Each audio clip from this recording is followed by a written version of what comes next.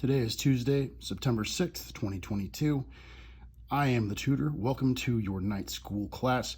I am here to help you with the new Dominaria United foiling process, known as textured foils, that have now been included on things like uncommons. I wanted to provide you guys with a short video to show you what the foiling process looks like now compared to the last couple of sets and a few older cards. So let's get right into this. Here we have the Timeless Lotus. Now this is a standard card. The foiling on this looks good, but you can see that though the foiling process does look good, we are still getting some edge warp. This is known as pringling. When you get it in the booster, it has a little bit of flexibility to it, and that's been going on for quite some time. The process changed a few years ago, and they went with a system that they thought was going to look much better than the older cards did. Some people agree that it does, some people agree that it doesn't, but part of it has to do with distribution and volume. I believe that either they changed companies or that they went with a new process as technologies advanced with the market demand. And so what you're seeing here, what most people consider important, is whether or not the art is highlighted. So look there in the center, you can see the purples coming in on the lotus. You can see the reds, the greens flowing across. Not a lot of people take explicit time to just look at the art real close and enjoy it. But with some of these nicer cards, it's important to do so. Now, one of the other things is you want to make sure that it doesn't mute any of the art. You want to make sure that it doesn't mute any of the lettering, and you want to make sure that along the edges, you can see here as the colors sparkle, it looks good, and that the framing isn't washed out by the process. And some of the older cards that did that. Now here is another one of the newer cards. I wound up getting this for 15 bucks. Found a super good deal. And if you guys wind up signing up with my Patreon, I have a $15 a month Patreon level. If I find any of these deals, I will share them with you. Brought up an example. Right now I know where you can get, with shipping not included, $80 12-pack collectible or collector boosters. 12 packs of collector boosters for $80 plus shipping. And when you're looking at this foiling, this is a specialty card. This is part of the Secret Lair drop series of constellation cards for these gods, and you can see that the foiling almost isn't noticeable, recognizable within the lettering here, even though the font is actually white. It doesn't look bad on the outer side. It actually makes the stars sparkle, and it even has some good, you look at that red as it crosses. The problem is that they didn't choose art that was light enough. I mean, it's supposed to be the dark night sky, but as the case happens to be, this is only a few years old. And in a lot of cases, what I'm hoping to look for is that this extra added imagery in the back was also really, really unnoticeable. You can see that there's quite a bit of extra art that the artist added into this. There's a whole ring around the hammer here, and you can barely see that. So the foiling process, this is the same foiling process as Timeless Lotus, but part of what makes a good foil card is both art choice and utility of the border. So if that was the case, even though this card is the most expensive version of this, it may not look as good as the other ones. Now we've got another direct light right there. Now that looks great. But again, if I focus that, you can't even see it up in the top left. Down here in the bottom right, there's a little bit more, but it doesn't really highlight the incredible details the artist put into this, and that's unfortunate. Now we're gonna go back to something from, I believe, before they started this process, but I could be wrong. Here, this is Japanese version of Edgar Markov, one of the most awesome commanders. I wound up getting the full deck for $175 when it was going for $400 because I did some sleuthing on how to get it for the cheapest price, and completely worth it. I mean, the deck is incredible. It still beats top ranked stuff by itself because he's so brutal. Everything else in the entire set is so brutal. In the deck is just, it works very well together. You can see here the border is the gold stylized border, and it looks really good, but you can't really see any background for the text box. But he himself, I mean, his armor ignites. Even when we're looking at it with just a little bit, it becomes almost white. So this is problematic because we're not getting good diversity in the color here. It either goes red or white, and there's not a lot of blues, there's not a lot of purples, not a lot of greens. So that foiling process for that changed, I believe, and that was largely what the difference was, is that you would wind up getting much crisper colors. Now, the extended art foils, I have this in the first video that I put up. This is Karn, one of the prettiest cards in the entire set. We've got the stained glass version of him, and here you can see that it's also got a lot of crisp color to it. You can see the rainbow right there coming across in the center, so that's good. And then if you leave it just for him, because of the artwork though, it makes it look like that's lighting up the spells that he's casting, and it goes through the entire gradient right there. Well, when we get things that have a lot more color, the Markov card is also deeply red, lots of reds, lots of blacks. So I chose this Chaotic Transformation from this set, and you can see here we've got blues, we've got a lot of purples coming through, greens are coming through, even though the card is heavily red. You can see it up here in the corners, and the text box ignites with this card, which is great. The border looks fantastic. And here's one of the older ones from Kamigawa. This card looks fantastic with that. And you can see the red, blue, green, purple, yellow, orange. All of that really highlights this card. But the problem is with this card that it almost mutes the actual art itself. So it's a very good foil. Lights up the text box, looks great there, but it becomes harder to actually see what the background art is. So while it's enjoyable as you're looking at it from a distance, the art itself, which is actually really cute and winds up being very playful, especially for a card that is as motherfucking brutal as Farewell, it winds up being something that some people collect it for its foil, for its rarity, and some people collect it without the foil for its artwork for this specific one. So when you wind up running into that, if you wind up with a card and you decide that you want to go with the artwork over the foiling, you'd be like me. There's some cards that I can't stand. So the Double Masters 2022 is a good example. The full art cards look fantastic without the foiling. And the regular art cards, these ones, look awesome with the foiling. I mean, the city looks so good in the background. The text box looks incredible. It's just crisp and clear and beautiful. And for the new set, here's a copy of the Karplusan Forest. Same thing. We've got a lot of colors. We've got a lot of good foiling. It looks really good, but comparatively,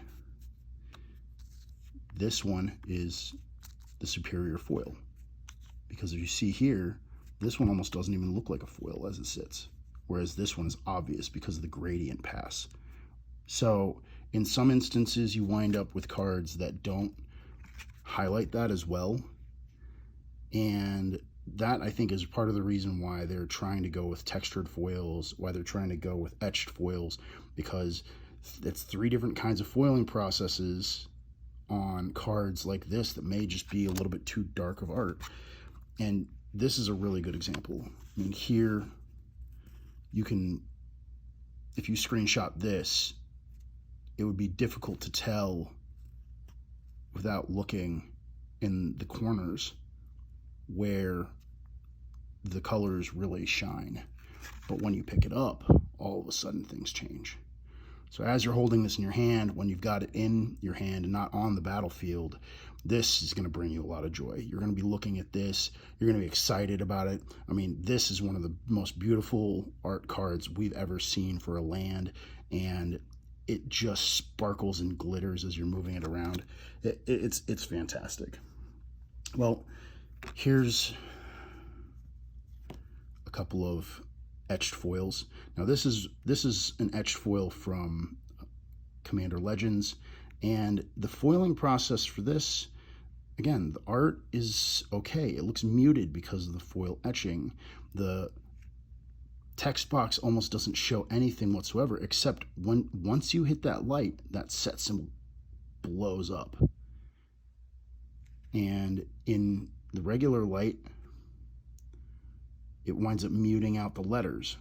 So, you know, that's part of what they've been trying to fix with the new foiling process, the new etched foiling, is to give you an alternate kind of view.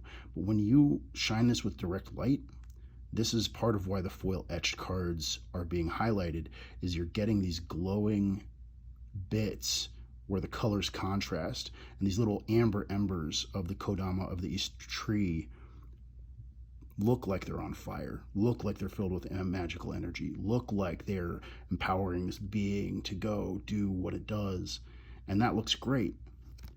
But for the new set, the etched foiling process has been slightly diminished.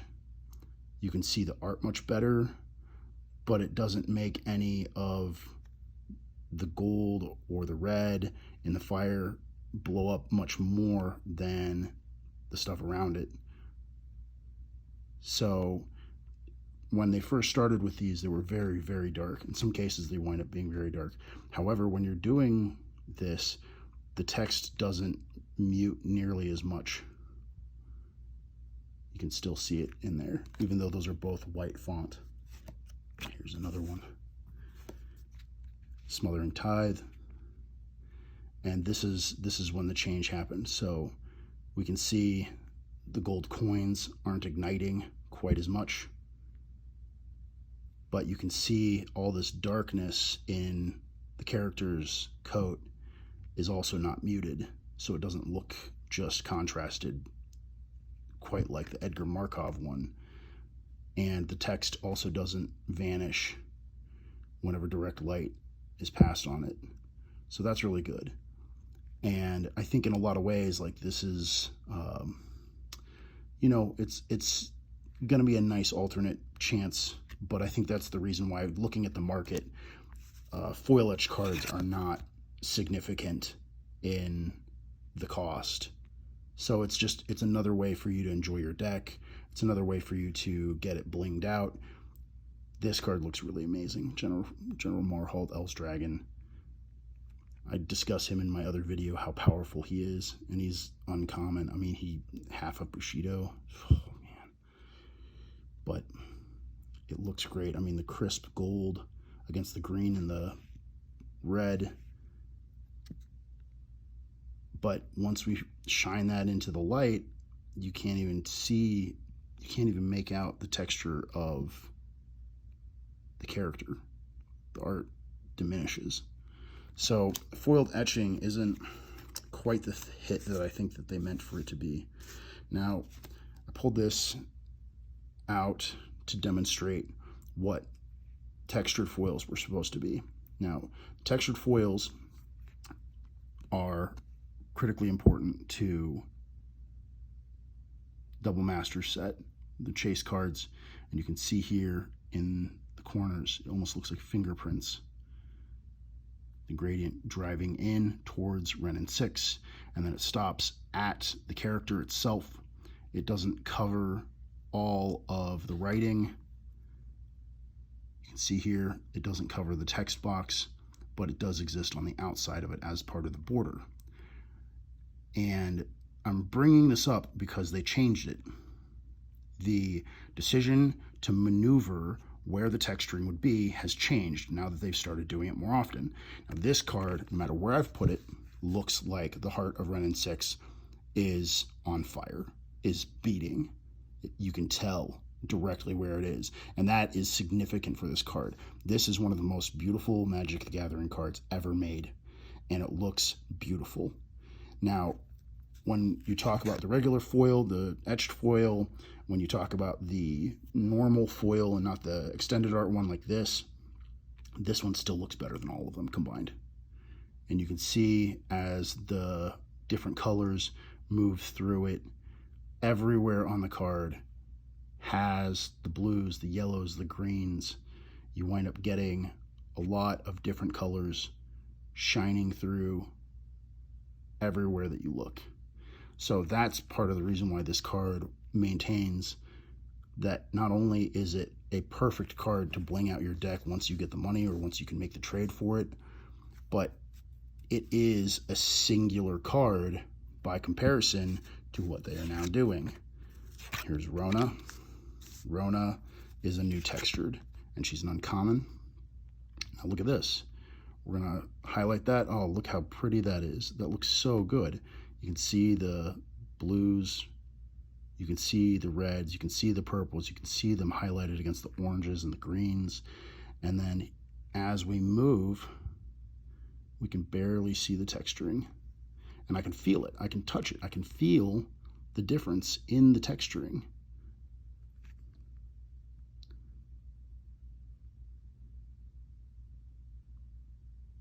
Right there, you can barely see it. You can barely see that this is the textured because they've made the lines in between more narrow. Can you see it right there, right where the symbol is, where I'm pointing with the top left of Ren, right around the set symbol? That right there, the lines look just a hair tighter, and it's not in the art. The art itself is actually just foil. And I mean, it looks gorgeous. Don't get me wrong. It does everything you want it to do. Look at that. That right there. Just, oh man, so beautiful.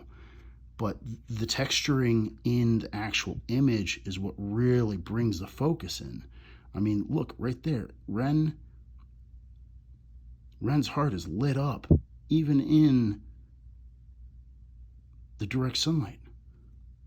And this is great because you can actually see the character clearly, but the texture on it changes, and it doesn't really add anything to how the text box reads. Right here, if I shine the light here, so many colors, but in the text box, nothing.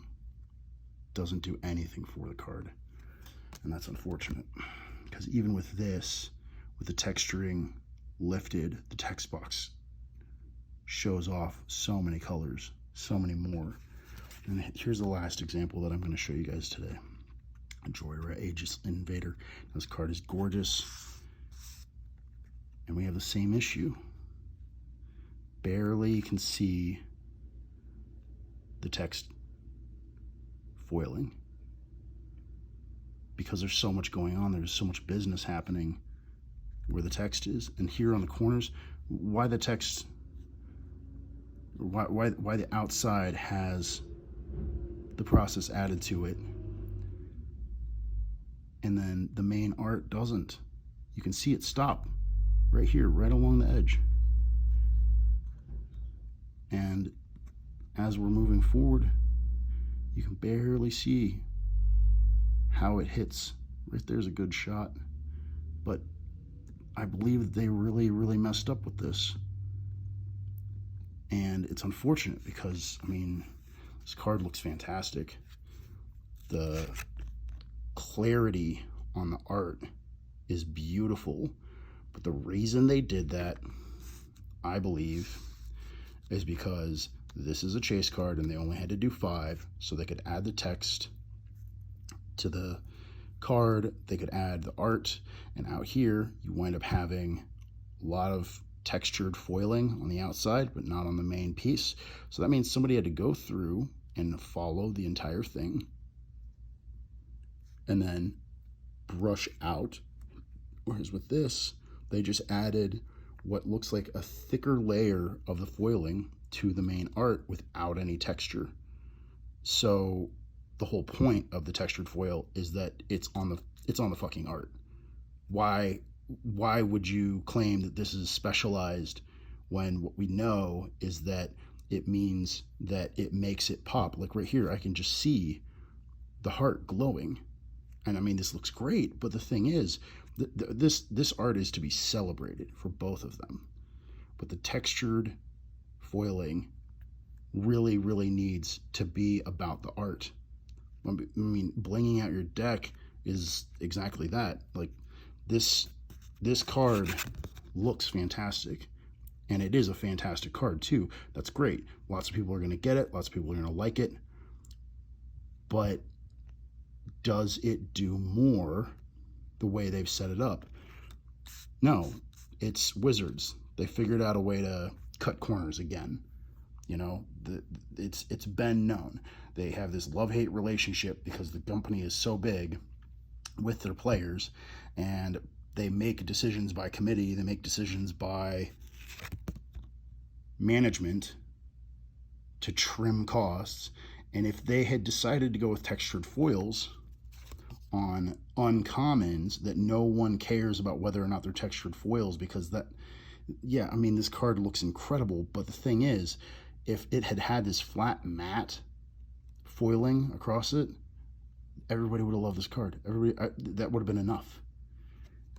But making this a chase version of itself because you took the time to go in and trace Joyra, trace her, and then put the textured foiling on the outside to make whatever she's doing pop.